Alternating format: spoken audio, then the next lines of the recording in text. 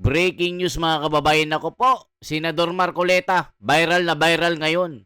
Dahil pinag-uusapan po sa social media at lahat po ng mga mainstream media. Dahil nga po dito sa nababalita na malakas na katandem ni Inday Sara sa 2028 bilang Vice Presidente. Sino kaya ang malakas? Panoorin po natin mga kababayan, magugulat kayo. Talagang malakas si Marcoleta bilang katandem ni Sara. Ito po mga kababayan. Sino ang hula ninyo na posibleng running mate ni Sara? As Vice President? Yeah, because she said that, sabi niya, na-recruit ko na. Oo. Nakausap na daw niya. Sino kaya yun? Matunog si Senator Marcoleta. Yung pinakagwapo. Very. Do you agree, Ronald, si Senator Yes, Marcoleta? yes, yung pinakagwapo. Ay! Kaaway niya yun! Magko-compliment sila, no? Ha? Bongo. I doubt it. Hindi sila ganun ka-close. What about if it's strategic? Kasi kuha na naman ni Sara ang iglesia. Yes. Marcoleta is iglesia. Yes. Hindi ba dapat magbama Aquino siya para makuha niya ang bahid ng dilaw? Yes, kung ako yung tatakbong presidente, ang kukunin ko yung hindi akin para may value added. Yes. Pero hindi yan ganun kadali. Mga kababayan, para sa inyo ba, kailangan bang kunin si Bam Aquino? O sino mang katandem ni Sara? Pangit ba na katandem ni Sara si Marcoleta? Kuha na daw ang Iglesia ni Cristo, mga kababayan Sa tingin nyo, kailangan pa ba ng value added? Naku, mga kababayan, mukhang ito ang strategy ng mga kalaban para pag si Sara ang naging pangulo, strike agad. Ilaglag agad si Inday Sara, pababain agad. Kung si Marcoleta, ang kanyang vice presidente, talagang maganda ang kanilang relasyon. Kita nyo mga kababayan, si Sara at BBM, hindi maganda ang kanilang relasyon. Na nung una mga kababayan ay talagang maganda na tinatawag na unity team na akala mo hindi mapaghiwalay. Akala mo magjowa na forever.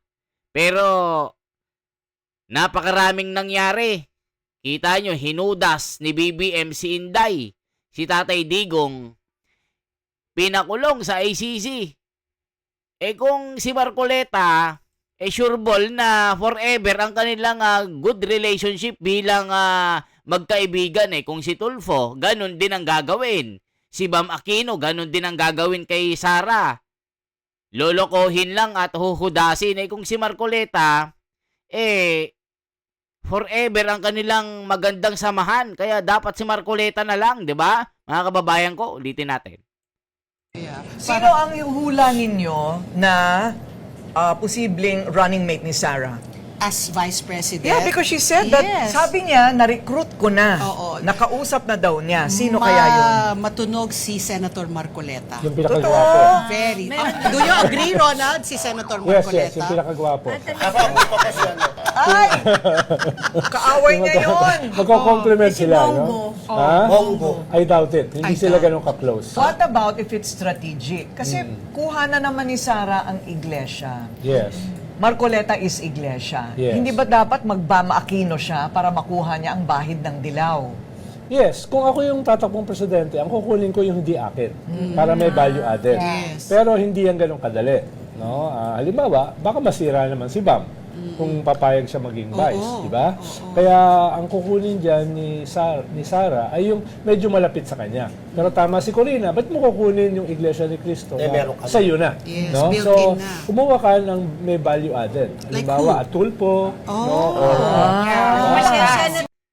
Nako, Or a General Torres. mga kababayan, mahirap. Mahirap pag si Tulfo. Tignan nyo ha. Ito yung strategy ng mga dilawan at mga tangalista at bobolista para si Sara mapabagsak. Gumagawa sila ng paraan para yung kanilang manok maloko ulit si Sara. Tignan nyo ha, si Llamas ha. Ito yung political analyst na hindi nag-iisip. Sa tingin mo, kailangan pa ni Sara ng value added? Hindi na hoy. Tignan nyo ang nangyari kay BBM. Hinudas lang si Sara. Yes. or a General Torre, or yung ganon, no? Ano ka? Anong akala mo kay Sara Duterte? Hindi nag-iisip? Si General Torre ang isa sa mga kumidnap kay Tatay Digong. Tapos sasabihin mo kukunin siya ni Sara Duterte para magkaroon ng value added? Hindi kaya ta nag-iisip? Yamas. Parang mas magaling pa ako sa iyo mag-analyze sa mga nangyayari sa politika. Di ka ba nag-iisip? Si Torre kukunin ni Sara na value added. Anong added niyan? Hindi yan iboboto ng taong bayan. Tangalista lang naniniwala dyan. Si Torre nga ang nagpakidnap kay kumidnap kay PRRD, kukunin niyang vice president. Nag-iisip ka ba? Si Tulfo, alam mong bending dalo yan? Hindi na huy. Lolokohin niyo lang si Sara. Utak nito, wala din eh. Pero siyempre, General Torre, Will not sunog na yung also. tulay dyan. Yes. Ang idea ko lang kasi is someone na hindi sa'yo. How about si Senator Amy? Oh, at saka Yun- merong Sara All baka Sara Me. Yun yung proposal ni Harry Roque 2 years ago pa. Oh. Pero hindi pa natin nasubukan yung dalawang babae. Babae. Standard bearer, Yes. no? Oo. Ikalawa, mahahatak ba ni Amy yung Marcos base? Not too Ilocos. sure, no? Yeah. At may mga Duterte na ayaw sa kanya. Di ba? Publicly, nagsalita si Baste, nagsalita si Panelo, etc. na wala silang tiwala kay Amy. Yeah. Sino ang hula ninyo? Parang may hirap naman pagkaimanang Amy. Anong hatak ni Amy? Marcoleta lang talaga ang nakikita na malakas na magpapanalo kay Sara Duterte. Dahil hatak lahat ni Marcoleta. Hindi ba kayo nag-iisip? O, tignan nyo pa ito mga kababayan. Anong sinasabi ng mga komento dito? Nanggigigil eh. No need for value added. O, tignan nyo. Kailangan pa ba ng value added para manalo si Sara? Mga kababayan ko, kailangan pa ba ng value added? Mga honghang, mga bobol? Ginigigil na naman si The Wonder mga kababayan. Kailangan pa daw ng value added. Hoy, Llamas, hindi na kailangan ng value added ni Sara para manalo. Feeling ko hindi si Marcoleta, si Atty. Acosta to. Uy, ni mo, Torre. Buhay na buhay si Tartar King Daming guesting No need ang dilawan for Sara. Kita nyo. Alam nyo, pag si Marcoleta kasi mga kababayan, sa totoo lang, alam nyo naman si Marcoleta, makatwiran ito. Hindi basta-basta tumitira ito. Kailangan muna ng basis at kailangan nasa katotohanan ka. Kaya pag si Sara, kinuha si Marcoleta, mas malalim ito. Hindi na kailangan ang Bam Aquino kasi mga olat ang mga yan. Alam nyo na ang tirada ng mga yan. Unang taon pa lang ibabagsak na si Sara. Si Tulfo, ganun din. Tiyak hindi yan mananalo. Kasi ang gusto nila itandem kay Sara para manalo yung manok nila. Ganyan sila. Gusto nila si Torre, naku, maoy yan, wag yan. Nanggigigil na yung mga tao dyan. Ang suggestion ko, kunin niya si Franz Castro para left and right kuha nila. Randy Valiente. Name of Sara finish na. Yes, idol, perfect match si Marcoleta. May tama sa utak to, Amas. Llamas, baka masira daw si Bam. No, Marcos na jud magkatagam. Heis. Sama jud ako, mama. Mga dili, bumoto yung Marcos. Naku po, mga kababayan ko. Yari na. O, tignan nyo pa ito.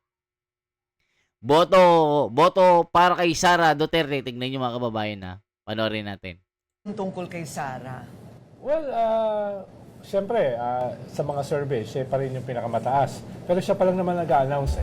Usually, nakakatulong yan sa pag-increase ng iyong numbers kung ikaw pa lang ang nag-a-announce. Tignan natin, in the next few weeks, kung may iba pang mag-a-announce, baka makabawas yun. Hindi ba masyado maaga siya nag-anunsyo? Well, yes and no. In the past, yan yung tradisyon.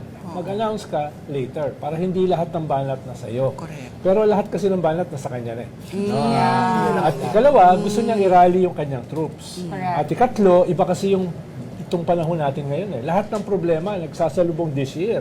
Massive corruption, Iran war, economic crisis, tapos yung impeachment niya. So kailangan niyang palabasin yung narrative na kaya ako ini-impeach dahil ako yung pinakamataas. Kaya ako ini-impeach dahil ako yung pwedeng manalo sa 2028. Pero nakaka-apekto po ba yun sa impeachment niya?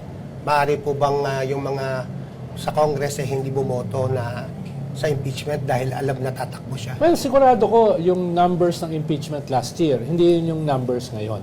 Mas Yung malbaba. iba dyan matataas. Alam nyo, feelingero din itong si Llamas eh. Nag-feeling magaling na analista eh. Mas magaling pa nga ako dyan eh. Diba? Mas magaling pa nga si Malo Tiqueya dyan. Na maging political analyst. Feelingero naman na magaling. Itatandem mo si Torre kay Sara? Di ka ba nag-iisip? Itatandem mo si Rafi Tulfo? Alam mong mga bending dalo ito? Itandem mo rin si Bam Aquino? Ano, gusto nyo lang manalo din ng vice president nyo? Wawa kayo. Mga yawa. Yan sabi ni Pedring, oh. Mga yawa, mga peste, sabi, oh. Tuloy natin. Pero halos sigurado ko rin mananalo yung 1/3. Sa Justice Committee, 54 na yung bumoto eh. Para Isa lang ang hindi. para siya ay Tsaka, para ituloy yung ituloy, impeachment. oo. So, kailangan mo na lang 52. Kaya most probably ay mananalo yung impeachment. Ibang labanan sa Senate, Senado. 2/3 ang kailangan. Yes, oo. Oh, dahil yung minority leader, tinanggal yung kaibigan natin si Egay Erice. Diba? Teka muna. Oo, kasi minority yun eh. Oo. Ibig sabihin, mayroon pa ring Oo. impluensya si Congressman Sandro Marcos sa nangyayari even with the minority. Tama ba yun? Of course, of course. Pero ang pinalit sa kanya, si Laila de Lima. Huwag lang natin tingnan yung absolute numbers. Mataas siya, pero saan siya nanggaling? Almost 90% yung approval rating na before. Eh. So, Ngayon na lahat. Eh. decreasing. So, Oh, decreasing. hindi automatic na yan ay sure na sa 2028. Huwag niyo kalimutan, si Binay, nung second half ng kanyang term, mas mataas pa siya kay Sara. At tandaan, hindi pa lumalabas ang mga bank account. Ay, Diba? correct. Pag lumabas yung mga ebidensya, sa palagay mo, mayroong malaking epekto yon sa kanyang numero kung compelling o talagang kakumbinsi-kumbinsi yung corruption sa 160 million? Definitely, dahil indicatively, nilabas na yan ni Senator Trillanes at ni former Deputy Ombudsman Carandang several years ago. At very compelling yung nilabas nila. Hundreds of millions, even billions sa bank accounts na wala sa SALN. Diba? Yun, unang kasalanan yun. Ikalawa ay galing daw sa mga drug lords and pogo lords. Oh, wow. So mapapatunayan yan pag nabuksan ng AMLA yung kanyang bank accounts at definitely tatamaan yung kanyang numbers at yung kanyang support base. Kung sakali, ewan ko, knock on wood, kung mamatay ang dating Pangulo, yun ang kinakatakutan rin bagong 2028, yung sympathy votes. What if that happens also? And we know that he's 80 years old. What are the chances? Ang tawag dyan, necropolitics. Necro, patay na, necro na. Well, depende kung kailan mamamatay. Necro, patay. Ano, Grabe ano naman. Depende kung kailan mamamatay. O kung before. Kung mamamatayan Back before the before May, election, yes. siyempre, game over na.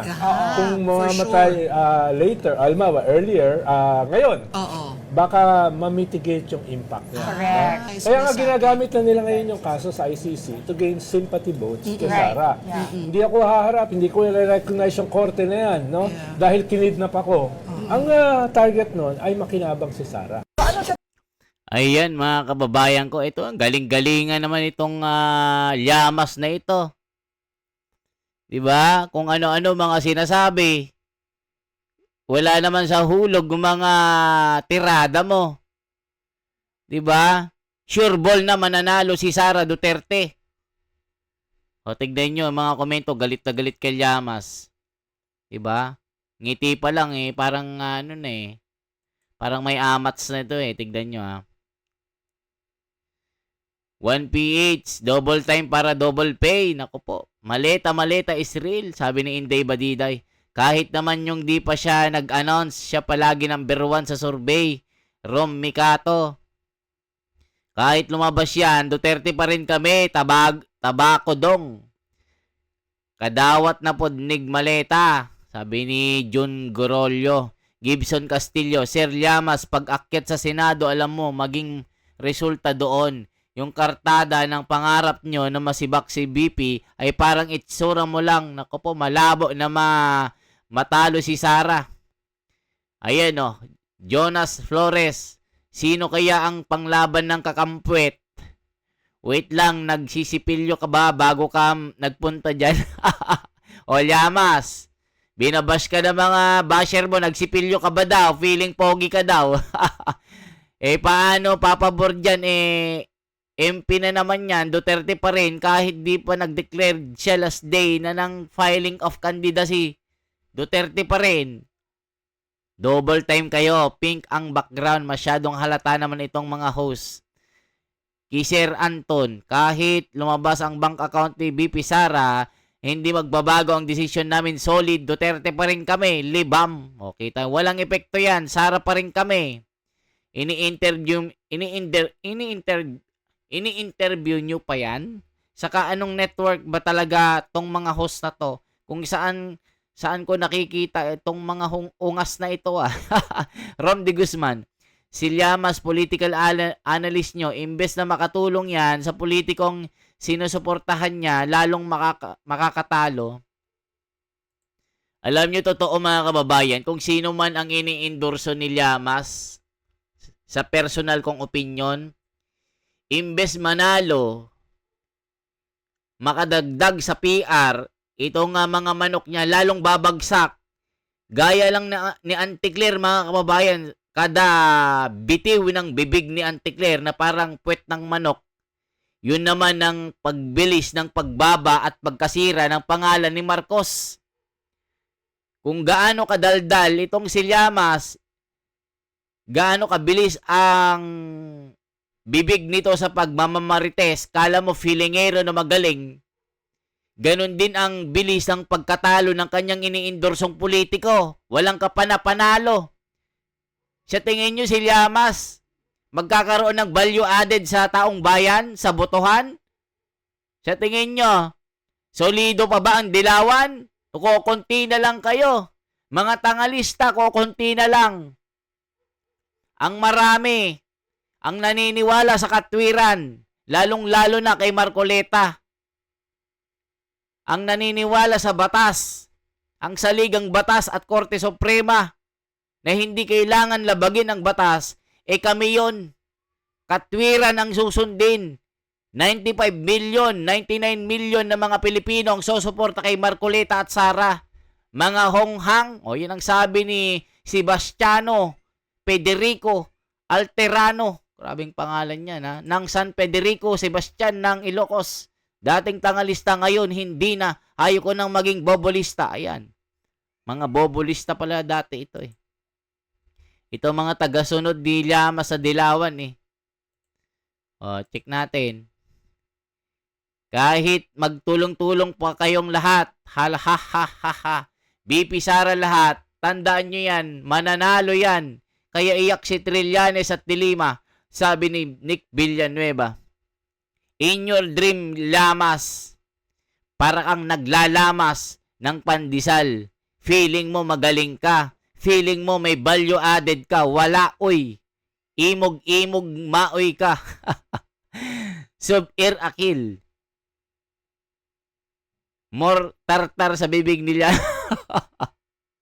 Mga kababayan, binabas si Llamas. Nagsipilyo ba daw ito?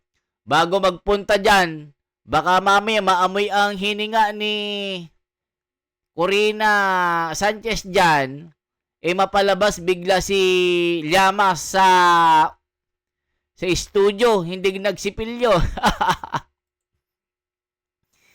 Opinion mo lang yan, Llamas. Hay nako mga kulunggo. Lapit na kayo Maski maubos pa yung buhok mo, Duterte pa rin kami.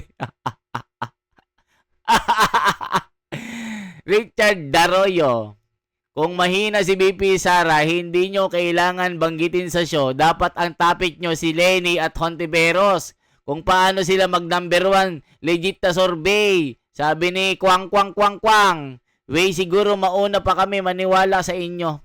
GJ Ledesma, kaya pala Lagapak Pinklawan, siya pala political analyst nila. Ayan mga kababayan. Si Llamas kasi ang PR nyo kaya yari Mga kababayan, si Marcoleta, di ba? Marcoleta ang the best na tandem ni Sara Duterte sa 2028. Sure ball. Hindi bobo si Sara para kunin si Tulfo. Hindi bobo si Sara para si Bam Aquino ang kanyang katandem. Hindi rin niya kukunin si Nicanor. Siya nga ang nang huli kay Tatay Digong, nag-iisip ka Balyamas. Pinakamalapit, Marcoleta, mga bobo. Marcoleta ang pinakamalakas na kapares ni Sara Duterte. Kahit anong gawin nyo, maubos pa ang buhok mo dyan, Lamas. Si Marcoleta ang magpapanalo dyan. Malakas yan, solid ang Bangga Giba dyan. Kaya mga kababayan ko, isang like, isang share po at isang subscribe. Shout out sa inyong lahat. Gaspar Beltran ng Cebu City, shout out sa inyo at sa mga kababayan natin. Mabuhay po. Ako si The Wonders Philippines. Share nyo ng video na ito. Mabuhay po.